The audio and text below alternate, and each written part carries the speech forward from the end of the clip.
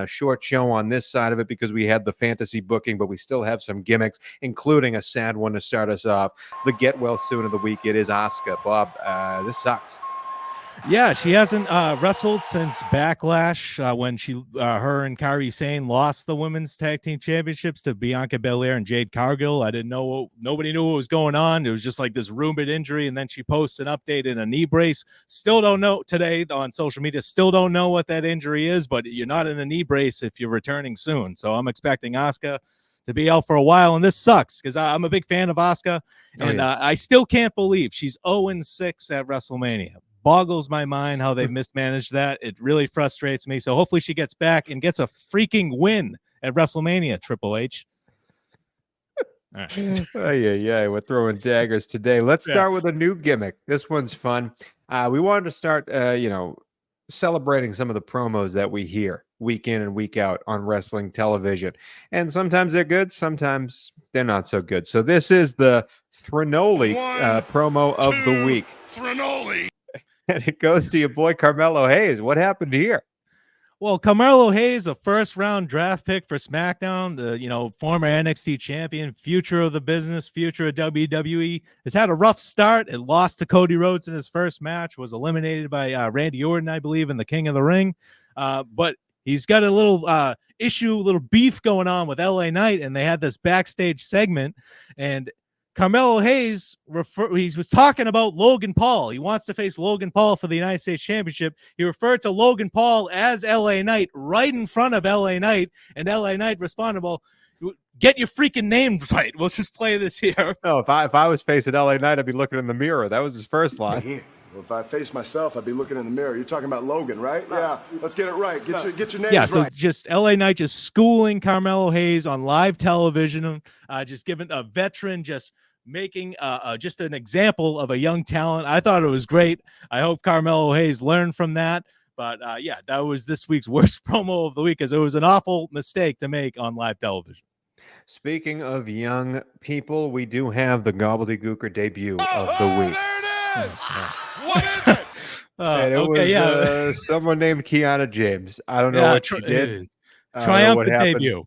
Kiana James made her Raw debut. She defeated Natalya, and after the match, what the hell is Sonya Deville? If you remember her, Sonya Deville.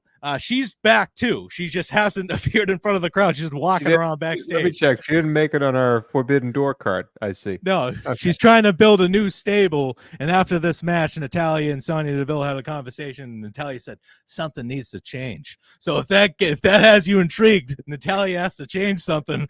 Wow. Well, we got a show for you on Monday nights. But I don't care about Kiana James that much. But congratulations to her on making her main roster debut.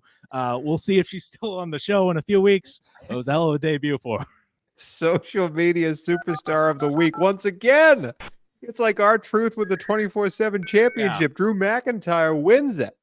Yeah, this was awesome. He was doing a tour of the new WWE headquarters and had CM Punk's face plastered on the screen right when you walk in, with tears in his eyes when he was announcing his torn triceps injury. Just Drew McIntyre doing an expert job of keeping his rivalry with CM Punk alive, as the 45-year-old chronically injured man has been out for like 5.5 months now. So Drew McIntyre just carried that rivalry on his back and just set up CM Punk for an excellent return. So kudos to McIntyre. He deserves that new deal.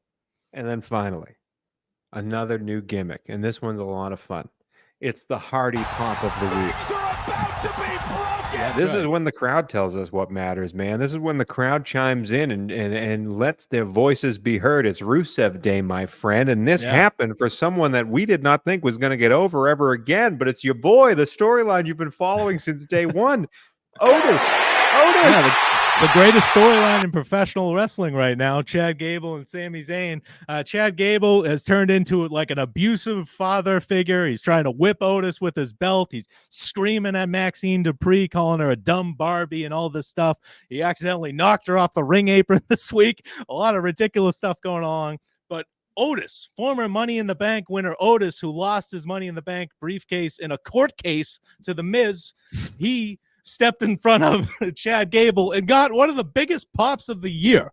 an electrifying pop just for Otis standing in front of Chad Gable. If you would have told me like 2 years ago that Chad Gable would be in this position to get this type of heat and Otis would ever get this babyface reaction again, I wouldn't have believed you. This storyline is just working magic. I have no idea why it's working so well. I have no idea why it's benefiting Otis of all people so much, but I'm happy for the big guy. Good for him. I am too. Great. I am too. And that is it for the gimmicks of the week. Now let's finish the show with the headline. This is where we tell you this is what the world of wrestling is going to be talking about at this point next week. Bob does WWE. I do AEW. Bob, you're up first. What is the WWE headline for next week? Well, I think we kind of touched on it with the NXT ratings. Like the WWE TNA partnership right now is overshadowing Forbidden Door for me. I don't know if everybody feels that way, but that feels like they're taking the steam away from AEW with that Forbidden Door pay-per-view, with having TNA stars show up in NXT, and it's working so well. So that's my just headline, is just whatever WWE is doing with this Forbidden Door of their own is somehow working more than AEW, and it's frustrating. As a WWE fan, it's frustrating me. Now I hear you. My AEW headline is next week, Domingo Jr. debuts from CMLL. No, I have no idea who that is. Next week, my headline is going to be, listen, I think this Daniel Bryan promo that he gave was the best part of Dynamite, and I'm looking forward to the Owen Hart tournament and the story of D-Bry. Can he get back to the top? Can he fight for a title? What will he be doing in London? So my headline will be, Daniel Bryan is the storyline that is the driving force of AEW starting next week in the Owen Hart tournament. And that is it. I hope so. For this week on the Ridiculously Lame Wrestling Show. Next week, we'll be talking all about Clash at the Castle. I hope you enjoyed our fantasy booking segment. We will be doing some more of these one-off fun shows in the future, but that one was a lot of fun. And as we end this show, Bob, this week, we need to talk about a man who didn't make our card, but maybe could in the future. It's this week in Ryback.